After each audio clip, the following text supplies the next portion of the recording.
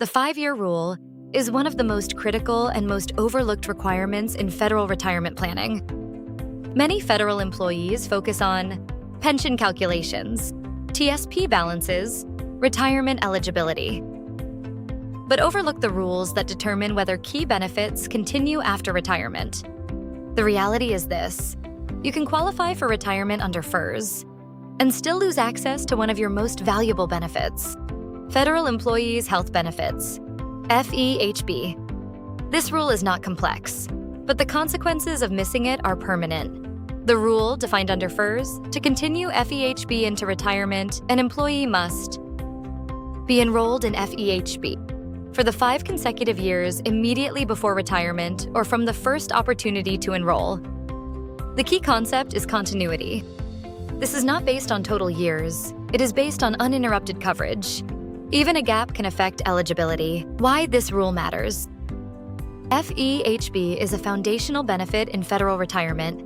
It provides lifetime access to health insurance, government cost sharing of premiums, integration with Medicare at age 65. If FEHB eligibility is lost, alternatives include private insurance, ACA marketplace coverage, delayed Medicare planning. These alternatives may involve higher costs, less predictable coverage. This makes FEHB a structural component of retirement, not a secondary benefit. Common failure points. Most issues arise from incorrect assumptions. Canceling FEHB coverage. Some employees cancel FEHB because they are covered under a spouse's plan. This may reduce costs in the short term. However, canceling coverage interrupts the 5-year requirement. That interruption can affect eligibility. Late enrollment employees who delay enrolling in FEHB may not complete the 5-year requirement before retirement.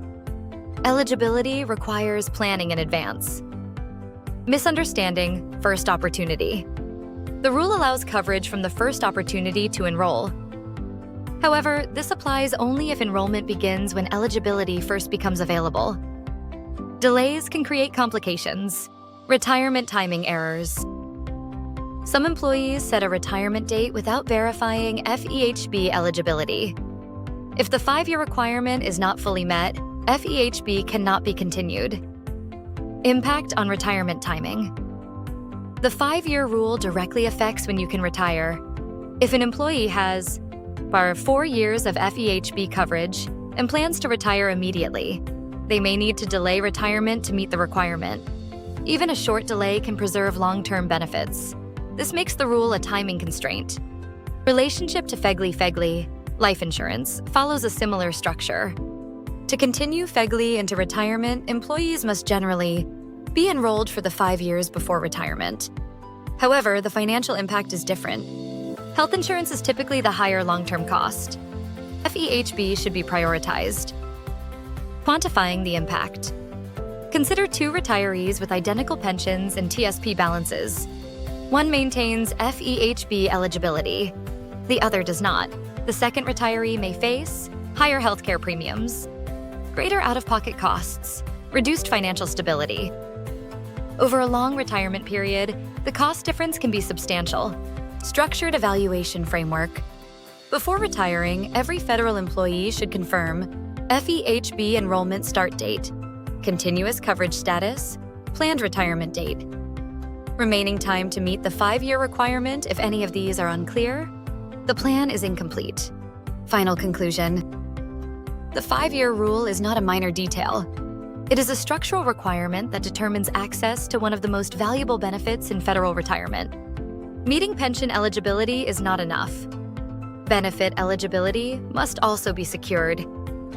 Federal retirement planning requires income planning, timing decisions, eligibility verification. The 5-year rule directly affects all 3.